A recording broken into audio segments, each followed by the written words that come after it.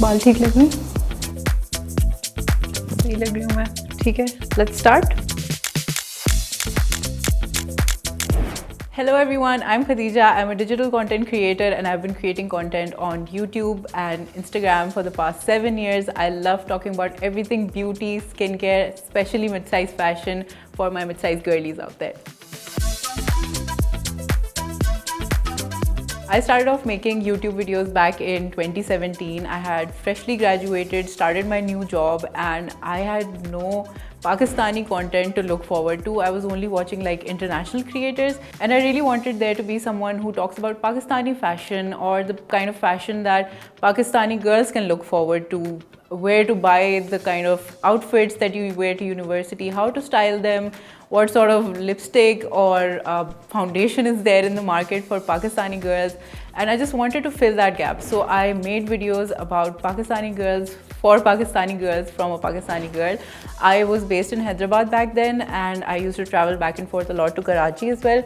So I wanted to share my journey in that aspect as a newly independent girl who had just graduated from university, starting a new job, and all the problems that I was facing, just to let other girls know who are out there trying to make it in the world, and just let them know that there's someone else also doing this and they can do it as well.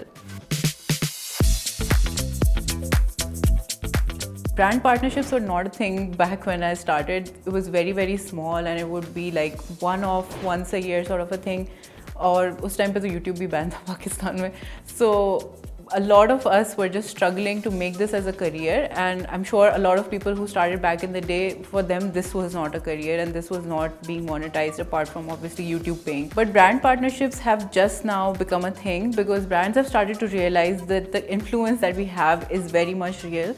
We're talking to real people out there who are our target demographics. So for example, for me, a fashion brand would come up to me, and if they're a brand that I resonate with, they would generate a lot of sales from my content because my audience already resonates with my style. They follow me because of my style, and anything that I recommend, I know that generates a lot of sales. So in terms of brand partnerships, the influence has just grown, and I think there's still a lot of space for creators to enter this market. And it's just not about fashion. There are so many different genres that influencers can tap into. There's beauty, skincare, uske alawa bhi there's sports, and I don't know, books. There's so many genres. Anything that interests you, you can influence in that.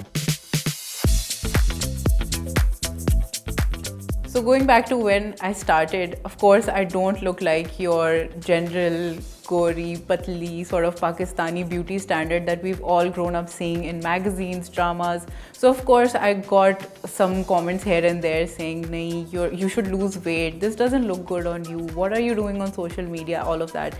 And at that time, we'd only heard about like plus size fashion, and I knew that I wasn't fitting in that category. But I also wasn't fitting in the small category that we had seen हमारे ड्रामों में. So I started seeing more and more international creators talking about mid-size, and that is what I resonated with. Or again, just like many creators out there who are creating content, they're creating it because of representation, because they haven't seen anyone like themselves on the internet, and they wanted to create that representation for other people. So that was the case for me, and I started talking more about mid-size because I am medium size, and I wanted to tell girls out there that it is okay to be medium size, it is okay to be in between sizes, it is okay to be any size that you want, because your size does not define you, and you don't have to just subscribe to a certain size and stick to it, starve yourself for the rest of your life to fit in a certain beauty standards. The beauty standards are supposed to fit us, not the other way around.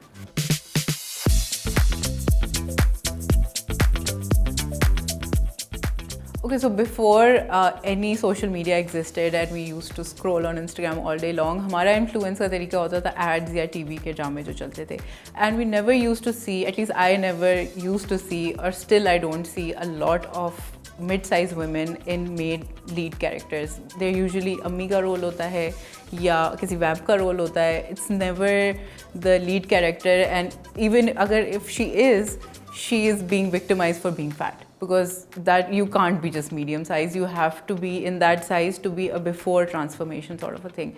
So if any of you are watching me who are mid-sized girls and who are thinking about creating content, ज़रूरी नहीं है fashion में हो, that can be in any category. But if you're thinking about it, you don't have to worry about being mid-size. That should not be stopping you. If you're thinking about creating content, just start today. Don't start tomorrow, don't start next week, just start today and start talking about the things that resonate with you, the things that you're passionate about. And if you're passionate about fashion, that should not be a hindrance at all. There are so many great brands out there that cater to mid-sized women, plus-size women, and you should acknowledge that. You should share it with the world and you should share your point of view with the world.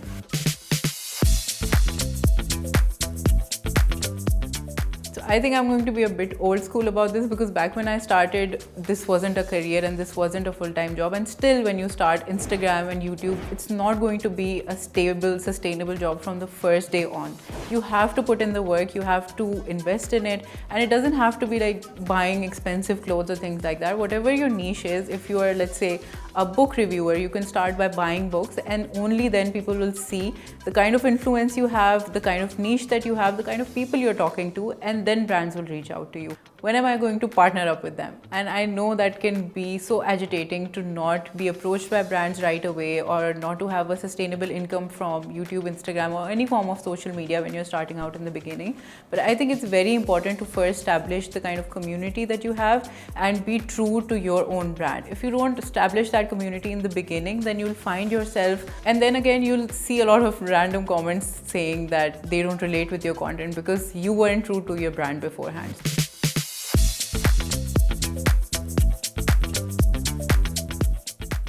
It's very important to establish the kind of brand that you want and then start to collaborate with brands. And of course, when it comes to brand partnerships, you have to invest first before being able to pitch yourself to other brands. So if you don't create content that is worthy for other brands, they won't see you as an influence or a true content creator that they consider paying or even collaborating with. So it's very important for you to create that kind of content that resonates with you first, and then as a brand. So you have to be brand friendly as well.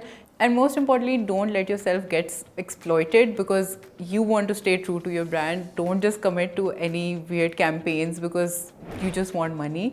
You need to be true to your brand and you need to stick to your niche.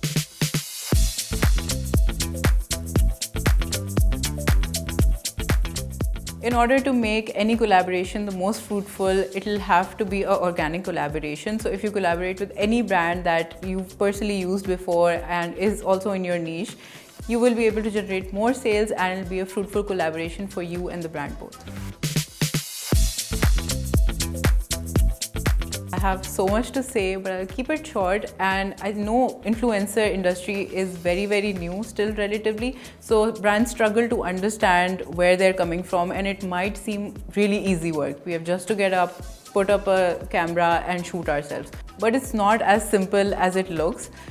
A lot goes on in a shoot day. We have to book a videographer, look at their dates, look at our own dates and see if we have other projects lined up or not. So I think it's very important for brands to understand that we need our due time. And when it comes to influencers, I think it's also very important for them to set the right expectations and to not just give up their whole lives because of a certain campaign. You have the right to put up boundaries, to let them know that this is a certain time frame, then जिसमें आप काम करके उनको दे सकते हो. You can't just let them rule your life for one campaign. So it's very important to set boundaries on both sides. To end it all, I hope sharing my journey here with you guys was helpful and inspiring to you, and it inspired you to create more content, keep up with your work, and the light is at the end of the tunnel. Just keep creating.